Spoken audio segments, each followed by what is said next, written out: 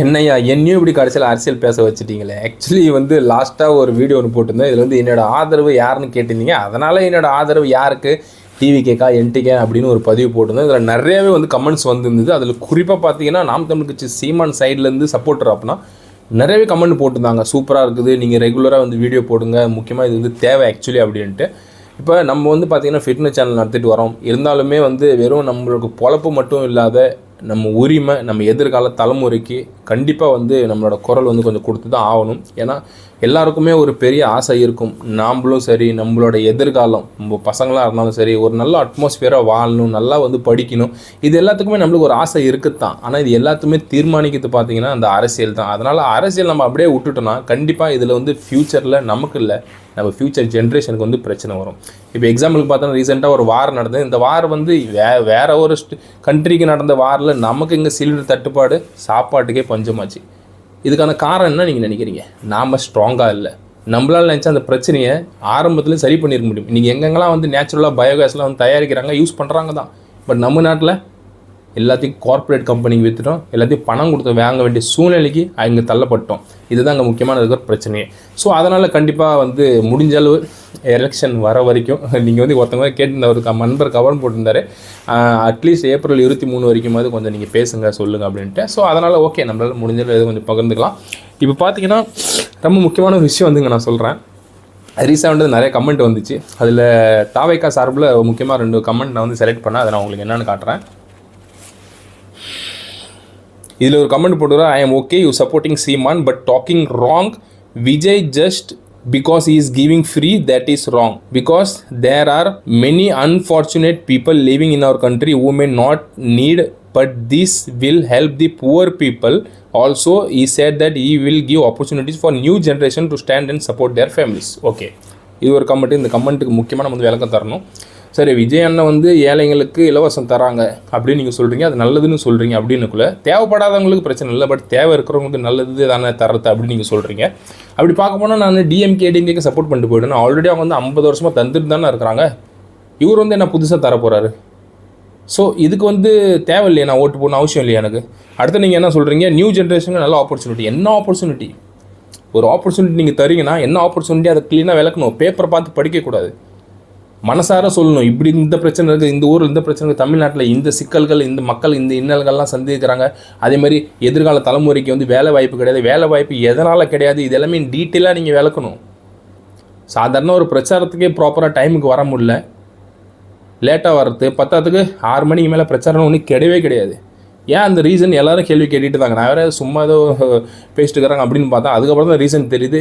இந்த லெவலில் இருப்பார் விஜய் அண்ணன், நினச்சி கூட பார்க்கல ஆக்சுவலி. ஸோ ஒரு மாற்று அரசியல் இங்கே தேவைப்படுது, அப்படியே காப்பி அரசியல் கிடையாது. ஸோ ஏற்கனவே இலவசம் கொடுக்கறதுல இவரும் புதுசாக இலவசம் கொடுக்கறதால இங்கே என்ன ஆக போகுது? இங்கே இலவசம் ஆக்சுவலி இங்கே தேவையே இல்லை. மக்களோட தரத்தை உயர்த்த முயற்சி பண்ணணும். அதில் விஜய் ஆல்ரெடி 0 மார்க் வாங்கிட்டாரு, ஃபெயில் ஆகிட்டார். அடுத்த கேள்வி பார்ப்போம். இதில் நம்ம முக்கியமான நண்பர் கமெண்ட் போட்டுக்கிறாரு. நீ சீமான் முதல்ல சொன்ன மாதிரி பேச சொல்லுங்கள். அவர் சொல்கிற வாக்குறுதிகள் எல்லாம் செயல்படுத்த முடியாது. அது மட்டும் இல்லை, அவர் சொன்ன அந்த வார்த்தையை திடீர்னு மாற்றி பேசுகிறாரு. தமிழ்நாட்டுக்கு நல்லது செய்யணும்னு வரவங்க யார் கூட வேணால் இணைஞ்சு அந்த நல்லது செய்யலாம்ல, எதுக்கு நான் தான் வருவேன் நீ வரக்கூடாது அப்படின்னு அவர் சொல்கிறாரு. விஜய் கூட சேர்ந்து நல்லது செய்யலாம்ல. நல்லது. இப்போ பார்த்தீங்கன்னா உங்கள்கிட்ட நான் ஒரு விஷயம் சொல்லிக்கிறேன். பேச்சை மாற்றி பேசுறது இதெல்லாம் அப்புறப்பட்ட சைடில் வச்சுருவோம். ஏன்னா வந்து நீங்கள் அரசியலில் இருக்கிறவங்க வந்து புரிதல் ஏற்படுறதுக்கு ஒரு சில பேருக்கு டைம் ஆகும். ஒரு சில பேருக்கு வந்து புரிதலே இல்லாத கடைசி வரைக்கும் ஒரே மாதிரியே பேசிகிட்டு இருப்பாங்க. ஒரே மாதிரியே கடைசி வரைக்கும் ஆரம்பத்துலேருந்து கடைசி வரைக்கும் பேசுறதால அவங்க சரியாயிட முடியாது. நடுவில் வந்து அவங்களோட விஷயத்தை வந்து மாற்றி பேசுறதால அவங்க தப்பானவங்களும் ஆக்சுவலி கிடையாது.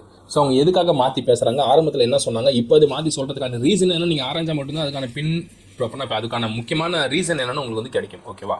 இப்போ அடுத்தது வந்து விஜய் கூட சேர்ந்து இணைஞ்சி சீமானுக்கு அரசியல் செய்யறதுல இங்கே ஒன்றும் பிரச்சனையே கிடையாது. யார் சொன்ன பிரச்சனைன்னு?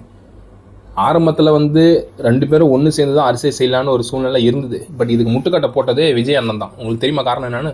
இந்த வீடியோ பாருங்க. சீமான் அவர்களே வெளிப்படையாக சொன்னவர்கள் நாங்கள் 2 பேரும் தனியாக பேசியிருக்கோம், 2-3 மணி நேரம் பேசியிருக்கோம். காரில் நாங்கள் ஃபுல்லாக ட்ரைவ் பண்ணி பேசணும்.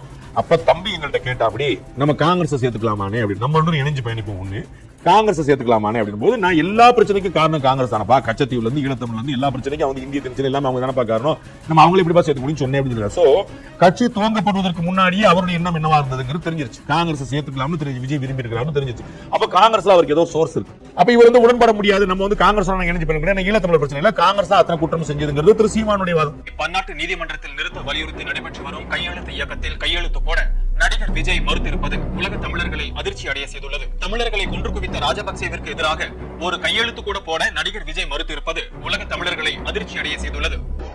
ராகுல்ஜி அவர்கள் தரப்பிலிருந்து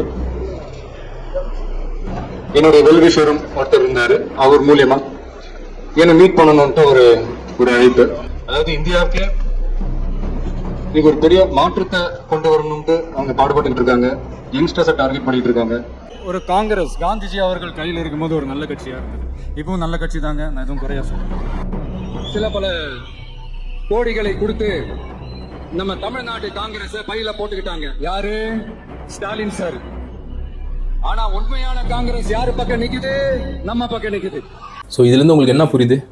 விஜய் அண்ணன் காங்கிரஸ்க்கு ஒரு பெரிய சப்போர்ட்டர். இன்றைக்கி நம்மளாம் நினச்சிட்டு இருக்கோம் விஜய் அண்ணன் அரசியலுக்கு வந்தால் ஒரு பெரிய மாற்றத்தை உருவாக்குறாங்க. ஆக்சுவலி மாற்றம் ஒன்றுமே கிடையாது. இவர் காங்கிரஸ் கூட கூட்டணி வைக்கிறதுக்காக தான் இந்த பெரிய பிளானே நடந்துருக்கு. இது சாதாரண ஒரு கிளிப் வச்சு நம்ம சொல்லிட முடியாது. இதுக்கு இன்னும் முக்கியமான டீப்பாக உங்களுக்கு எக்ஸ்ப்ளனேஷன் கொடுக்குறேன். தமிழில் படுகொலை நடந்தது உங்களுக்கு தெரியுமா? அந்த சமயத்தில் அங்கே கொத்து கொத்தா நம்ம இன்னும் தாளங்களாம் செத்துட்டு இருந்தாங்க. அந்த சமயத்தில் விஜய் அண்ணன் இங்கே ஒரு ஸ்பீச் ஒன்று கொடுத்துருந்தாரு. இந்த படத்தில் இந்த பாட்டு, இந்த மியூசிக், இந்த டான்ஸ் எல்லாமே சூப்பராக இருக்கும்னு சொல்லிட்டு இருந்தார். அப்போலேருந்தே இவர் வந்து காங்கிரஸ்க்கு சப்போர்ட்டர் தான். இப்போ ரீசெண்டாக வந்து ஒரு ஸ்பீச்லேயும் சொன்னார் உண்மையான காங்கிரஸ் நம்ம பக்கம் நிற்கிதுன்ட்டு. அப்போ இதில் நம்ம என்ன தெரிஞ்சுக்கணும்?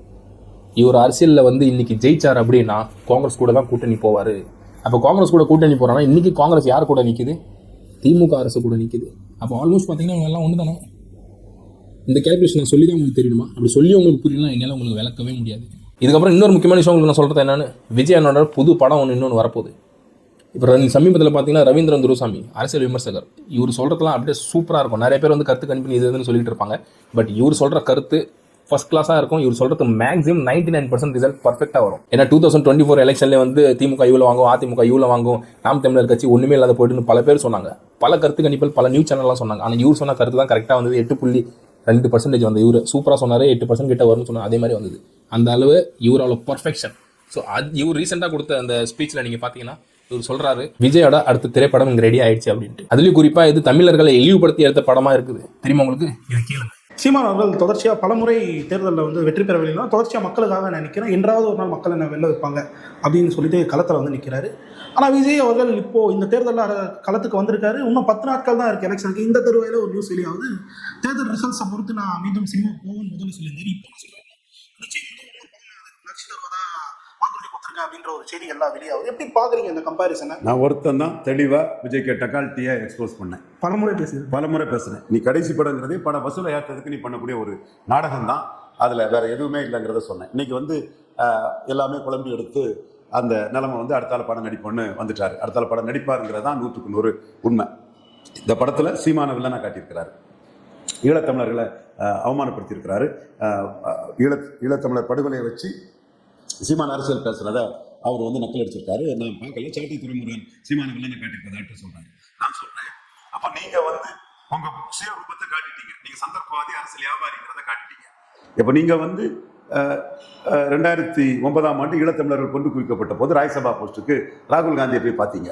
அவர் தான் அது 35 வயசு கடந்துட்டு சேருங்க அதுக்கப்புறம் பார்க்கலான்னு அது இதாயிட்டு. அப்போ உங்களுக்கு அந்த ஈழத்தமிழர் நலனுங்கிறது உங்களுக்கு அதில் எந்த அக்கறையும் கிடையாதுங்கிறது அதில் தெள்ள தெளிவாக விளக்குறீங்க. சரி, படத்துலையும் அதை வெளிப்படையாகவே நீங்கள் அதை காட்டுனது தெள்ள தெளிவாகவே தெரியுது.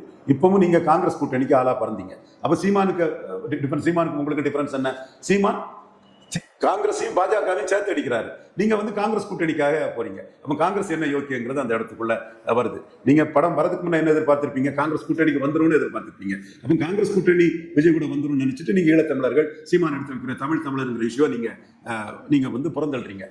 தமிழிலிருந்து வந்தாதான் தெலுங்கு மலையாளம் கன்னடம்ங்கிறதுல நீங்க எந்த கருத்துமே சொல்லலை. அப்போ தமிழ் அந்த இஷ்யூக்குள்ள நீங்க சீமான் கிட்ட வந்து மோதத்துக்கும் தயார் இல்லை. அதை கண்டுக்காம கடந்து போறீங்க. காரணம், நீங்க படம் நடிப்பீங்க, உங்க படத்தை புறமொழியாளர்கள் பார்க்கணுங்கிறதுக்காக தான் நீங்க அந்த வேஷத்தை கட்டுறீங்கிறத நான் எக்ஸ்போஸ் பண்ணேன் உங்களை. அது பிறகு வந்து பரையர் தேவேந்திர வேளாளர் இடஒதுக்கீடு 5 விழுக்காடு உயர்த்தணும் சீமான் சொன்ன இடத்துக்குள்ள நீங்க அருந்ததியர் பக்கமும் நிற்கல, பரையர் பக்கமும் நிற்கல, அங்கே நிற்கல இங்கே நிற்கல, ரெண்டுக்கும் விசுவாசம் இல்லாத ஒரு ஆளாட்டு நீங்க இருந்தீங்க. அருந்ததியர் பக்கம் ஸ்டாலின் தெளிவா நின்னாரு, எடப்பாடி பழனிசாமியும் அருந்ததியர் பக்கம் வந்து நின்னாரு. நீங்க ஒரு சுயநலவாதி, சந்தர்ப்பவாதிங்கிறனால நாளைக்கு படம் நடிச்சு படம் எல்லா இடமும் ஓடணும், தமிழ்நாட்டிலையும் பரையர் தேவேந்திர வேளாளரும் பார்க்காம போயிடக்கூடாது, மற்ற ஸ்டேட்டுகளில் அருந்ததியர் மடிகா சகோதரர்கள் பார்க்காம போயிடக்கூடாதுன்னு இதிலே நீங்க பேச்சு மூச்சு இல்லாம கம்முன்னு இருந்தீங்க. அப்பவே நான் உங்களுக்கு சொல்லிடுவேன், நீங்க படம் மீண்டும் நடிப்பீங்க, கடைசி படம் வாழ்க்கையை விட்டுட்டு வந்திருக்கேன் உச்சத்துல வந்திருக்கேன் வேஸ்ட். நீங்க ரஜினியை தாண்ட முடியல, ரஜினியை பிடிக்கணும்னு நினைச்சல அரசியல் அதுக்கு ஒரு ஆயுதமா பயன்படுத்திருக்கீங்கன்னு உங்களை நான் எக்ஸ்போஸ் பண்ணேன். அதுவும் கரெக்டா இன்னைக்கு உண்மையாகுது. ஸோ இதுலேருந்து ஒன்று மட்டும் நீங்கள் தெளிவாக புரிஞ்சுங்க, விஜய் அண்ணன் அடுத்தது படம் நடிக்க தான் போகிறாரு. இதெல்லாம் மக்களுக்கு ஒரு பெரிய மாயை உருவாக்கி நாம் தமிழர் கட்சி ஓட்டை பிரிக்கிறதுக்கான ஒரு வேலையே வந்து ரொம்ப தீவிரமாக நடந்துட்டு இருக்குது மட்டும் தெளிவாக தெரியுது. அதில் நம்ம வந்து கொஞ்சம் உஷாராக தான் இருக்கணும். ஏன்னா இன்றைக்கி தமிழ்நாட்டு அரசியல்ன்றது சாதாரண ஒரு விஷயம் கிடையாது. இன்றைக்கி தமிழ் மண்ணில் நம்மளோட உரிமைகள் பறி போய்கிட்டு வருது. அதுக்கு நாம் கொஞ்சம் எச்சரிக்கையாக இருக்கணும். உதாரணத்துக்கு நான் ஏற்கனவே சொன்னேன், போன பதிவிலே கூட சொன்னேன், எங்கள் ஊர் கோயில் ரொம்ப முக்கியமான கோயில், திருவண்ணாமலை கோயில். இந்த கோயிலோட உரிமை பறி போய்கிட்டு வருது.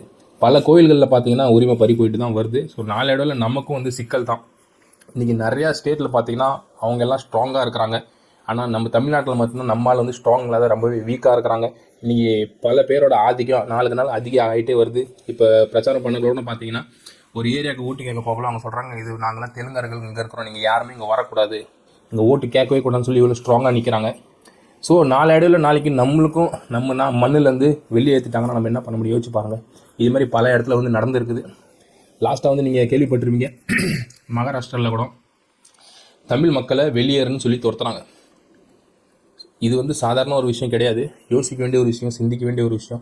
புதுசாக வந்து அரசியலுக்கு சினிமா துறையிலேருந்து வந்துக்கிட்டு தான் இருப்பாங்க. ஏன்னா ஃபேஸ் வேல்யூ இன்றைக்கி விஜய்க்கு வீர ஓட்டு எல்லாமே பார்த்தீங்கன்னா ஃபேஸ் தான், மற்றபடி எந்த ஒரு கொள்கையும் ஒரு கோட்பாடும் கிடையாது. அதேமாதிரி நிறைய பேர் சொல்லுவாங்க கொள்கைன்னு என்ன, கோட்பாடுன்னு என்ன, அது அவங்களுக்கு ஆக்சுவலி புரியவே புரியாது. கொள்கையும் சொல்ல தேவையில்லை, கோட்பாடும் சொல்ல தேவையில்லை. ஒன்று மட்டும் புரிஞ்சுங்க, தமிழ் மக்களுக்கும் மண்ணுக்காகவும் யார் நிற்கிறாங்க. இன்றைக்கி வந்து இலவசமோ வேலை வாய்ப்போ இங்கே வந்து எந்தளவு மேட்ரு செய்தோ அதை விட முக்கியமான விஷயம் என்னென்னு பார்த்தீங்கன்னா சாப்பாடு. நாளுக்கெல்லாம் நம்மளோட இயற்கை வளம்லாம் கொல்ல போயிட்டுருக்குது. இது எல்லாமே கொள்ளை அடித்து முடிச்சா அதுக்கப்புறம் நம்மள்ட்ட ஒன்றுமே மிஞ்சாது. அன்றைக்கி வந்து எதை இலவசமாக கொடுத்தாலுமே நமக்கு வந்து பற்ற போகிறது கிடையாது. இவங்க நமக்கு இலவசம் கொடுக்குறாங்கன்னா இதுக்கு பின்னாடி ஒரு பிஸ்னஸே இருக்குதுன்னு புரிஞ்சிக்கணும். வெறும் ஹீரோவாக இருக்கிறாங்கன்னு மட்டுமே இங்கே ஓட்டு போட தேவையில்லை. காரணம் என்னன்னு பார்த்தீங்கன்னா, இன்றைக்கி இவங்க ஓட்டு வாங்கி ஓட்டு பிரிச்சுட்டு நாளைக்கு திரும்ப படம் நடிக்கிறதுக்கு போயிடுவாங்க. ஆனால் நீங்கள் ஓட்டு போட்ட மக்கள்லாம் முட்டாளாக தான் நிற்பாங்க. இப்போ நீங்கள் சொல்லுவீங்க இவரெல்லாம் படம் நடிக்க மாட்டார், அதெல்லாம் அப்படி இல்லை இப்படி இல்லை, அதான் தெளிவாக வந்து விளக்கியாச்சு, சொல்லியாச்சு. இதுக்கு மேலே உங்கள்கிட்ட என்ன கேள்வி இருக்குன்னு எனக்கு தெரியல. இலவசம் வேணான்னு சொல்லி வந்தாங்க, இப்போ இலவசம் கொடுக்கல, அதையும் நீங்கள் ஏற்றுக்கிட்டீங்க. இப்போ படம் நடிக்க மாட்டேன் எல்லாத்தையும் விட்டுட்டு வந்து சொல்கிற மனுஷன் நாளைக்கு படம் நடிக்க போனாலும் அதையும் நீங்கள் ஏற்றுக்குவீங்க. ஆக மொத்தத்தில் உங்களுக்கு புரிதல் அறிவுன்றது ஒன்று கிடையாதுன்னக்குள்ள அதை யாராலுமே மாற்ற முடியாது. உங்கள் கடவுள் தான் வந்து அதை மாற்றணும். பட் அவருமே கண்டிப்பாக கை விட்டுருவார் தான் நான் நம்புகிறேன். ஸோ அதனால் வந்து கொஞ்சம் தெளிவாக இருங்க. ஏற்கனவே வந்து கமலஹாசன் அண்ணன் வந்தார், எல்லாத்தையும் தூக்கி போட்டு உடனே உடைச்சாரு. இந்த இலவசங்கள்லாம் வேணாம், இதுதான் நாட்டுக்கு கேடுன்னு சொல்லிட்டு கடைசியில் அவரும் போய் அங்கேயே தான் சேர்ந்தார். அதே போல் தான் விஜய் அண்ணனும் இன்றைக்கி இந்த ஓட்டு பிரிக்கிறதுக்கு வந்து இதே தான் செய்ய போகிறாருன்றது இதில் தெளிவாக தெரியுது. ஸோ கொஞ்சம் பார்த்து வந்து வாக்களிங்க. நமக்கு வந்து ரொம்ப முக்கியமானது யார் தெளிவாக நிற்கிறாங்கன்றது தான். விஜய் தனிச்சு நிற்கிறாரு அப்படின்னு நீங்கள் இன்றைக்கி வேணால் சொல்லலாம், பட் அவர் தனிச்சு நிற்கல. அவர் கூட்டணி சேர்ந்து ஆட்சி பிடிக்கலாம்னு நினச்சார், பட் அந்த பப்பு வேவலை. ஒரு படத்தை ஒன்று உருவாக்கி எலெக்ஷனுக்கு முன்னாடி அது ரிலீஸ் பண்ணி அதில் மூலியமாக நம்ம வந்து ஒரு ஓட்டு பேங்கை கிரியேட் பண்ணலான்னு பார்த்தாரு. அது முடியாத பட்சத்துக்கு கடைசியில் ஆன்லைனில் ரிலீஸ் பண்ணியாவது அதை கொண்டு வந்து இது மூலிமா நம்ம ஓட்டு வாங்கலாம்னு நினச்சாரு. பட் அதுவும் வாய்ப்பு அமையல. நாளுக்கு நாள் விஜய் அண்ணனோட ஆதரவு குறைஞ்சிக்கிட்டே தான் வருது. இது தெளிவாக தெரியுது. அதே போல் நாம் தமிழர் கட்சி சீமான் அண்ணனோட ஆதரவு நாளுக்கு நாள் கூடிக்கிட்டே வருது. அதுவும் எக்ஸ்ட்ராடினரியாக கூடுது. இது வந்து ஒரு சாதாரணமான விஷயமே கிடையாது. ஸோ நம்ம கொஞ்சம் யோசிச்சு ஓட்டு போடும். நம்மளோட ஓட்டு வந்து வீணாக்கக்கூடாது. இது மட்டும் கொஞ்சம் பார்த்து போடும். ஸோ நான் ஏற்கனவே சொன்ன மாதிரி தான் விஜய் அண்ணனுக்கு கண்டிப்பாக நான் ஓட்டு போடுவேன். எப்போ போடுவேன்? 2031 சப்போஸ் விஜய் அண்ணன் ஒரு புது மாற்று அரசியலை கொண்டு வந்து இன்னும் அடுத்த 5 வருஷம் சஸ்டெயின் பண்ணால் மட்டும்தான். திடீர்னு வந்து நான் அரசியலில் செய்யணும்னு ஆசைப்பட்டால் கண்டிப்பாக என்னோட ஓட்டு அவருக்கு கிடையாது. ரீசன் ஏன்னா ஆல்ரெடி 15 வருஷமாக ஒரு மாற்று அரசியலில் முக்கியமான அரசியலை கொண்டு வந்து வச்சுட்டு இருக்கிறது சீமான் அண்ணன் தான். பல போராட்டங்களுக்கு பிறகு அது ஒரு நல்ல நன்மையான மக்களுக்கு தேவையான ஒரு விஷயத்தை கொண்டு போய் சேர்த்தது மட்டும் இல்லாத இன்றைக்கி தமிழ் மண்ணுக்கு தேவையான அரசியல் செய்கிற முக்கியமான ஒரு தலைவர் நாம் தமிழர் கட்சி சீமான் அவர்கள் தான். சின்ன வயசில் பார்த்தீங்கன்னா பிரபாகரன் வந்து ஒரு வில்லனாக காட்டிட்டு இருந்தாங்க. நான் கூட அதான் நினச்சேன். பட் உண்மையான ஹீரோ அவர்னு வந்து இப்போ தான் தெரிஞ்சுது. வீரப்பனுமே வந்து காட்டிலேருந்து வளங்கள் எல்லாத்தையும் கொள்ளடிச்சு விற்கிறாருன்னு தான் நான் கேள்விப்பட்டிருக்கிறேன். பட் உண்மையாலுமே இப்போ தான் தெரியுது அவர் தான் ஒரு ஹீரோ ஆக்சுவலி.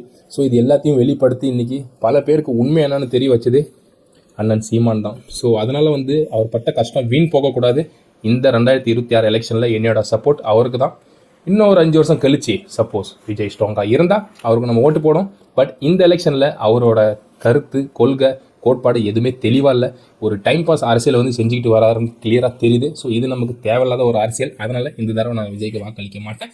என்னோட ஆதரவு இந்த தடவை நாம் தமிழ் கட்சி சீமானுக்கு. ஸோ உங்களோட ஆதரவு யாருக்குன்னு நீங்கள் முடிவு பண்ணிங்க. சொல்ல வேண்டிய கடமை நான் சொல்லிட்டேன். இதுக்கப்புறம் நீங்கள் தான் யோசிக்கணும். அப்புறம் ஓட்டு போட்டு கடைசியில் விஜய் அரசியல் விட்டு திரும்ப படம் நடிக்க போயிட்டா கஷ்டப்படாதீங்க. ஏன்னா ஏற்கனவே அண்ணன் த்ரிஷா கூட்டு சுத்தத்தை பார்த்துட்டு பல பேர் நிறைய வீடியோஸை பார்த்தா பைத்தியம் முடிச்ச மாதிரி பேசுறதுன்னா என்னென்ன பண்ணாங்க. ஸோ இதே மாதிரி வந்து திரும்ப நீங்கள் கஷ்டப்படக்கூடாதுன்னு நான் ஆசைப்பட்றேன். ஸோ கொஞ்சம் தெளிவாக இருந்துங்க. அடுத்த வீடியோவில் பார்ப்போம்.